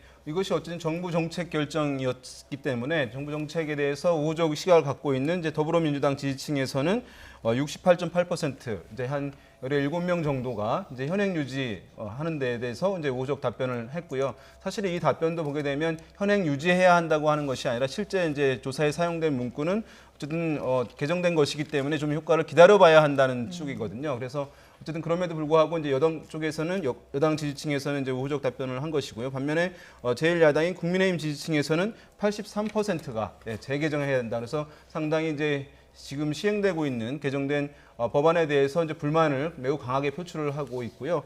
반면에 정치적인 성향이 좀 뚜렷하지 않은 무당층에서는 이 층에서도 이제 50% 이상이 재개정해야 한다라고 하는 응답을 보이고 있기 때문에 네. 사실 이제 성향별로 봤을 때 이제 응답 차이가 나타날 것은 예상은 했습니다만은 그럼에도 불구하고 어쨌든 제1야당뿐만 아니라 무당층에서도 재개정해야 한다는 응답들이 있는 상황인데요. 이것이 실제 국민들의 생활 또는 생존과 관련된 사안이기도 하기 때문에 좀 민감하게 이제 반응을 하는 것이라고 할 수 있을 텐데 뭔가 어쨌든 조치가 필요하다고 하는 기류가 일정 부분 형성된 것은 또 틀림없어 보이긴 합니다. 네. 임대차 보호법과 관련한 그 시민들의 생각을 물었는데 절반 가까이, 2명 가운데 1명 가까이가 재개정을 해야 된다라는 여론조사 결과가 나왔다는 설명이 있었습니다. 그런데 실제로 일반 시민분들은 어떻게 생각하고 있을지 관련한 YTN 기사에 많은 분들이 댓글로 남겨주셨는데요. 그래픽이 준비되어 있습니다. 네, 먼저 재개정해야 한다는 의견 살펴보겠습니다. 가을 이사철인데 빨리 개정하자라는 댓글도 있었고요. 개정 정도가 아니라 아예 폐기해야 할 악법이다라는 의견도 있었습니다. 다음 댓글 한번 보겠습니다. 세입자 보호 강화 조치에 대한 반감을 나타내신 것 같은데 한 집에 주인이 2명이 생겼으니 문제가 안 생길 수 있느냐라고 지적을 했고요. 이어서 홍남기 경제부총리도 경기도 의왕 아파트를 팔 때 애를 먹으면서 보완 대책이 검토되고 있는 부분이기도 하죠. 세입자에게 계약갱신 청구권을 준 것처럼 실거주하는 주택 매수자에게 전세갱신 거부권을 줘야 한다. 이런 주장도 있었습니다. 마지막으로 바보 같은 법 테스트 그만해라. 즉 정부가 충분한 논의나 검토 없이 설익은 정책 법안을 통과시킨 부분에 대한 비판적인 댓글도 많았습니다. 네, 이어서 현행 법안을 유지해야 한다는 댓글도 몇 개 보겠습니다. 이번 설문조사에서 대전, 충청, 세종 지역에서 현행법 유지에 대한 응답이 많이 나온 이유를 짐작해 볼 수 있는 대목입니다. 서울만 그렇지 지방은 세종시만 가봐도 수월하게 전세를 구한다라는 댓글이 있었고요. 다음 댓글은 재개정 의견이라도 볼 수 있을 것 같은데 오히려 전세 연장 가능 기간을 10년으로 늘려서 세입자 보호를 더 강화해야 한다라는 의견이 있었습니다. 또 임대차 보호법 때문에 손해를 본 투기꾼들이 전세 물건이 없는 몇몇 사례만 언론에 부각시켜서 자기네들에게 유리한 쪽으로 법을 바꾸려 꼼수를 부린다라는 주장도 있었고요. 비슷한 취지로 이번 여론조사 결과 재개정과 현행 유지 의견이 비슷하게 나온 만큼 지금 정책을 그대로 밀고 가야 한다는 의견도 있었습니다. 이 밖에 선거 잘합시다. 차라리 아무것도 하지 마라. 가만히 있으면 중간이라도 간다 등의 댓글도 많이 보였습니다. 대표님 댓글 여론 어떻게 보셨습니까? 네, 여론조사 결과하고 크게 다르진 않은 것 같습니다. 5대4 정도로 이제 재개정 의견이 많긴 했습니다만 네. 이 정도면 격차가 큰 것이 아니기 때문에 실제 지금 이사를 당장 해야 하는 분들은 좀 다급한 목소리가 나올 수도 있겠지만 이사하고 조금 무관하신 분들은 이걸 좀 정치적으로 바라볼 좀 시각도 있는 것 같습니다. 그래서 국민의힘 지지층은 조금 재개정 의견을 더 많이 낼 수도 있는 거고요. 민주당 지지층은 또 뭐 지방 같은 경우는 전세 구하는 게 그다지 어렵지 않을 것이다. 특히 대전, 충청, 세종 이게 이제 여론조사 결과가 좀 맥을 같이 하는데 뭐 어느 정도 좀 팽팽한 여론이라는 것이 좀 입증이 된 것이 아닌가 싶습니다. 네, 센터님께서는 어떻게 보셨습니까? 예, 일단은 지금 이 취지 같은 경우에는 어쨌든 뭐 반대하는 국민들이 많지 않으리라고 봅니다. 이제 임차인을 어쨌든 주거 안정권을 이제 보호해 주는 것, 그것을 법의 취지였기 때문에 그 취지는 어쨌든 살리게 되면서 서울이라든가 수도권 등에서 나타나고 있는 이제 이 문제점들 같은 경우는 정책의 미세 조정 등을 통해 가지고 어쨌든 보완하는 것이 필요한 측면이 있기 때문에 지금 정부에서도 이제 보완 대책을 조만간 내놓으려고 하고 있는 상황이기 때문에 큰 틀에서 이제 임차인 보호와 또 어쨌든 그로 인해 파생되는 부정적인 문제들을 조정하는 문제, 뭔가 조치는 취해 줌으로써 이 정책에 대한 국민적 신뢰를 이제 유지할 수 있도록 정부가 이제 조처를 취하는 것이 좀 필요한 측면이 있다고 생각됩니다. 네, 지금까지 현안 조사 결과 분석해봤습니다. 이어서 대통령 국정 지지도도 살펴보겠습니다. 대표님께서 여론 변화를 좀 짚어주실까요? 네, 문재인 대통령 긍정평가가 45.8%를 기록했고요. 부정평가는 50%를 기록했습니다. 긍정평가는 1%포인트 상승했고 부정평가는 1.8%포인트 하락했습니다. 이번 주에는 화요일 날 좀 낮은 수치를 일간으로 기록했는데 월요일 날 이낙연 민주당 대표의 복합기 논란이 있었고요. 또 강기정 전 청와대 정무수석에게 5천만 원을 그 이강세 전 스타 모빌리티 대표에게 이제 건네라고 줬다고 했는데 바로 강기정 수석이 이제 법적 대응을 하고 주후반에는 이제 좀 다시 역전되는 모습을 나타내기도 했는데 주 초반에는 뭐 이런 야당의 공세가 굉장히 컸었고요.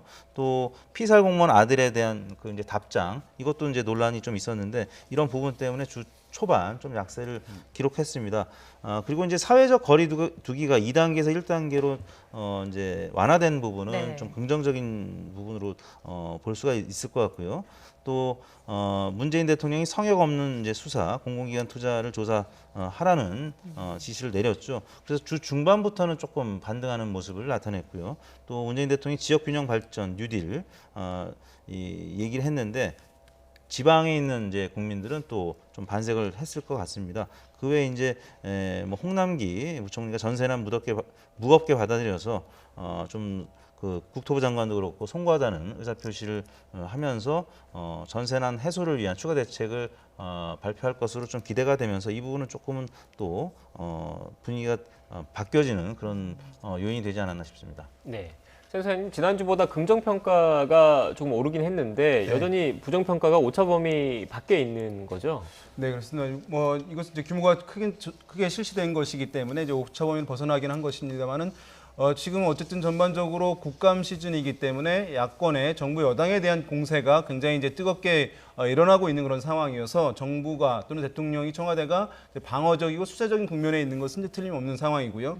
그리고 어쨌든 최근에 제기됐던 이제 이른바 라임 옵티머스건 관련해서도 이제 야권에서는 정부와 관련해서 청와대와 관련해서 이제 공세를 하고 있는 것이어서 어쨌든 이제 정부에 대한 기존의 어쨌든 야권 지지층 외에 중도층까지 좀 부정적인 평가 시각을 이제 갖고 있는 흐름들이 완전히 이제 해소되지 않고 있는 그런 상황이고요. 반면에 그럼에도 불구하고 많은 국민들이 어쨌든 코로나19 국면을 가장 크게 생각을 하고 코로나 지금 보시게 되면 2단계를 1단계로 이제 낮추고 개선되고 있는 또 완화되고 있는 조짐들이 있는 상황이어서 국민이 정부를 평가할 때 대통령을 평가할 때 코로나19 대응을 잘하고 있는지 여부를 가장 주목해서 평가하고 있는 국면이라는 점이 또 문재인 대통령의 국정수행 평가에 이른바 긍정평가 비율을 일정 수준으로 유지하는 또 요인이 된다고 할 수 있겠습니다. 예, 현재 이런 상황이 정당 지지율에는 어느 정도 영향을 미쳤을까요? 예, 보통은 청와대 지지율, 문재인 대통령 지지율이 떨어지면 여당 지지율도 떨어지는데 이번 주는 대통령 지지율은 살짝 반등을 하고 민주당 지지율이 좀 빠졌습니다.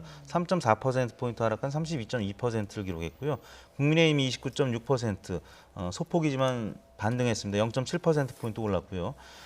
민주당이 빠진 만큼 열린민주당이 2.6%포인트 오른 8.9%를 기록했는데 대통령 지지율은 지금 코로나 전국이기 때문에 그리고 최근 들어서 확진자 수가 많이 감소했습니다. 그래서 방역에 어느 정도 좀 안정적인 그런 모습을 보이면서 대통령 지지율은 좀 견고하게 유지가 되고 있는 반면에 지금 국감이 야당의 시간이라고 하지 않습니까? 그래서 주로 국민의힘이 그 공세를 펼치고 민주당, 여당은 지금 수세에 있다 보니까 뭐 아까 말씀드린 그 뭐 이낙연 대표의 복합기 논란이라든지 주초에 조금 그 수세에 몰린 국면이 좀 있었습니다. 그래서 민주당 지지율은 좀 빠졌고요. 반면에 열린민주당이 보통은 정의당이 민주당 지지율이 좀 하락하면 그거를 반사이익을 누린 측면이 있는데 최근 들어서는 열린민주당이 지지율이 조금 반사이익적인 모습을 보이기도 하고요. 무당층은 13.6%로 뭐 지난주와 크게 변화는 없었습니다. 네, 말씀하신 걸 들어보면 민주당에서 빠진 지지층, 지지율이 국민의힘으로 완전히 가지는 않고 있다라는 추세를 말씀하신 것 같은데 네. 원인은 뭐라고 보십니까? 네, 지금 이제 제1야당인 국민의힘이 어쨌든 정부 여당 악재에 대해서 반사 효과들을 일정 부분 누리고 있는 상황이긴 한데요. 그것이 이제 매우 안정성이 있고 지속성이 있는 상황은 아니고 또 자체적인 어떤 모습을 통해 가지고 추가적인 지지층을 흡수하거나 확장하는 데는 이제 장애를 겪고 있는 그런 상황이라고 할 수 있거든요. 그래서 지금 이제 야당이 어쨌든 국감 등을 통해 가지고 정부 여당을 견제하는 것은 어쨌든 야당의 어쨌든 모습이기 때문에 필요한 것이라고 할 수 있습니다만은 이것이 근본적으로 지지층을 추가 확장하기 위해서는 어쨌든 당이 근본적인 어떤 체질의 변화, 과거 이제 탄핵으로부터 완전히 벗어나고 실제 미래를 준비한다고 하는 인식들을 좀 형성하는 것이 필요하고요. 지금 많이 얘기가 되고 있습니다만은 뭐 당내에 차기에 어쨌든 유력한 미래 주자들, 대선 정치인들도 일정 부분 충분하게 경쟁 구도를 만드는 것도 우리나라 국민들이 정치인을 통해서 정당을 지지하는 경향들이 강하기 때문에 그런 것도 함께 이루어져야 어쨌든 야당의 정당 지지율이 좀 더 추가적인 상승을 가져올 수 있을 것이라고 전망할 수 있겠습니다. 네, 알겠습니다. 지금까지 이택수 리얼미터 대표, 윤희용 오피니언 라이브 여론분석 센터장과 함께 관련된 이야기 나눠봤습니다. 오늘 말씀 고맙습니다. 파리를 비롯한 9개 도시에 야간 통행 금지령이 내려진 첫날. 평소 같으면 인파로 붐볐을 샹젤리제 거리 등 도심 번화가에 적막감이 감돕니다. Je pense que c'est une mesure drastique mais qui était nécessaire et je pense qu'on est nombreux à le penser. J'ai beaucoup d'amis qui pensent comme moi. 파리 시내 식당들도 저녁 9시 전에 서둘러 문을 닫았습니다. 이탈리아도 밤 10시 이후 통행 금지 조치를 검토하고 있습니다. 벨기에와 네덜란드는 최소 4주간 술집과 식당에 영업 금지령을 내렸습니다. 스위스 연방정부는 실내 공공장소에서 마스크 착용을 의무화하는 등 방역 조치를 강화했습니다. 공공장소에서 15인 이상 모임도 금지했습니다. Nous devons freiner maintenant la propagation du virus. Ceci est dans l'intérêt de notre santé, mais également dans celui de notre économie. Chaque jour compte. 유럽 정부마다 방역의 고삐를 다시 죄자 반발 움직임이 거세지고 있습니다. 체코와 스위스 등에서 수백 명이 모여 정부의 제한 조치에 반발하는 시위를 벌였습니다. 파리 등 대도시에서도 통금 조치에 항의하는 시위가 산발적으로 열리는 등 저항이 속출했습니다. YTN 이교준입니다. 이슬람 예언자 무함마드를 풍자한 만화를 주제로 토론 수업을 했다가 희생된 교사를 추모하기 위한 집회가 프랑스 전역에서 수만 명이 참여한 가운데 열렸습니다. 프랑스는 학교 주변의 치안과 테러 대비 태세를 강화하고 테러 위험이 있는 200여 명을 추방하기로 했습니다. 이동헌 기자의 보도입니다. 코로나19에도 불구하고 수많은 인파가 프랑스 파리 레피블리크 광장에 모였습니다. 지난 16일 참수돼 살해된 교사 사뮤엘 파티를 추모하고 테러에 맞서 표현의 자유를 지키기 위해서입니다. 파리 외곽의 한 중학교에서 역사와 지리를 가르치던 파티는 무함마드를 풍자한 만화를 주제로 토론을 진행했다가 이슬람 극단주의자 손에 무참히 살해됐습니다. 시민들은 내가 사뮤엘이다, 나는 선생이다, 표현의 자유 등의 문구가 적힌 팻말을 들고 고인과 연대의 뜻을 표했습니다. On n'a pas signé pour ça, on est là pour transmettre des choses, pour partager des choses avec nos élèves, les éveiller à la citoyenneté. Voilà, on sent que la patrie est en danger, que toutes ces valeurs-là sont remises en cause Il y a trop d'inactivité de la part du gouvernement. Il faut faire quelque chose. 파리 외에도 마르세유와 리옹 등 프랑스 전역에서 수만 명의 시민이 집회를 열었습니다. 프랑스 당국은 검해 현장 부근에서 경찰총에 맞아 숨진 용의자의 가족과 친구 등 11명을 체포해 조사하고 있습니다. 또 종교적 극단주의에 심취해 테러를 저지를 가능성이 있다고 판단되는 위험인물 231명을 추방하는 절차를 밟고 있는 것으로 전해졌습니다. 추방 대상자 가운데 180명은 현재 구속돼 있고 51명은 조만간 구금될 예정이라고 현지 언론은 전했습니다. 이번 사건을 계기로 난민 신청자에 대한 자격 심사 또한 강화될 것으로 전망됩니다. YTN 이동원입니다. 일본 국민 절반이 후쿠시마 제1원전의 방사능 오염수를 정화 처리해 태평양에 방류하는 방안에 반대한다는 여론조사 결과가 나왔습니다. 요미우리 신문이 지난 16일부터 18일까지 전국 유권자 1000여 명을 대상으로 실시한 여론조사 결과 응답자의 50%가 해양 방류에 반대했고 찬성한다는 응답은 41%로 나타났습니다. 지난 3월 오염수 처리 방식에 대해 68%가 유보적인 입장을 보인 것에 비하면 이번 조사 결과 해양 방류 반대 입장을 보인 응답자가 크게 늘었습니다. 일본이 후쿠시마 원전의 오염수를 바다로 방출하려는 움직임을 보이는 것에 대해 중국 매체는 국제원자력기구 IAEA가 현장 조사에 나서야 한다고 촉구했습니다. 관변 매체인 글로벌타임스 신문은 사고 원전에서 나온 방사성 오염수가 국제 기준에 부합하는지를 판단하려면 권위 있는 과학적 평가에 따라야 한다면서 이같이 주장했습니다. 글로벌타임스 신문은 전문가들의 의견을 인용해 국제원자력기구 IAEA를 비롯한 관련 국제기구의 전문가단을 초청해서 전면적인 현장 조사를 실시해야 한다고 보도했습니다.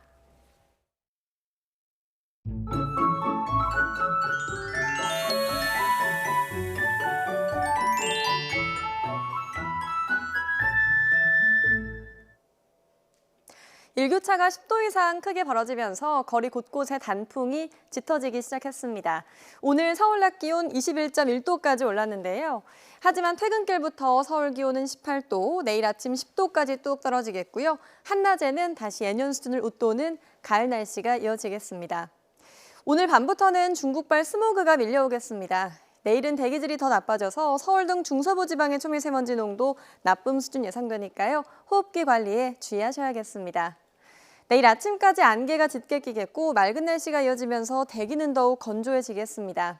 목요일이 되면 서울 등 중북부와 경남, 제주도에 단비가 오겠고요. 이후에는 날이 급격하게 쌀쌀해지겠습니다. 날씨 정보였습니다. 더 뉴스 마치겠습니다. 저희는 내일 다시 뵙겠습니다. 고맙습니다.